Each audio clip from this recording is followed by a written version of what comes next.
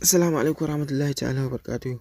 A darasinmu na yau zan nuna mana wani sirri da yake cikin ainihin Zenda, wanda ba kowa bane ya san da wannan sirrin ɗin da take cikin Zenda.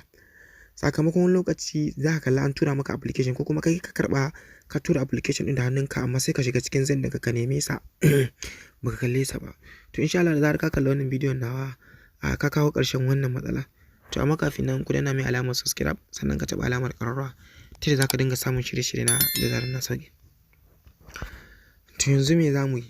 Abu na farko da za ka zo ka yi sai ka zo ka shiga cikin application na Zendan ka kamar haka. Ga application na Zenda. Bayan ka zo ka shiga cikin application na Zenda zai kawo maka wannan fuskan kamar haka.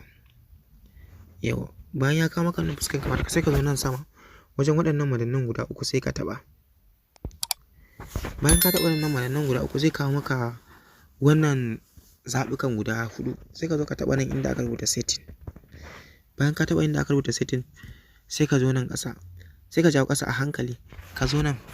Idan ka kula nan wajen inda aka rubuta show hidden file wajen ɗin za ka kalla abun ɗin a rufe take ba a buɗe ta ba. To nan ne za ka buɗe wajen ɗin sai ka buɗe ta kamar haka. To da zarar ka buɗe ta kamar haka sai ka yi baya.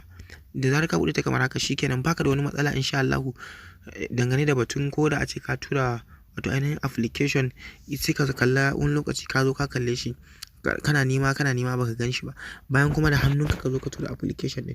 To ta haka ne ake bi a buɗe. Idan ka je ka buɗe wancan stick ɗin babu yanda za a yi ka zo bayan ka tura application ka zo ka nemi application ɗin baka kalle sa ba.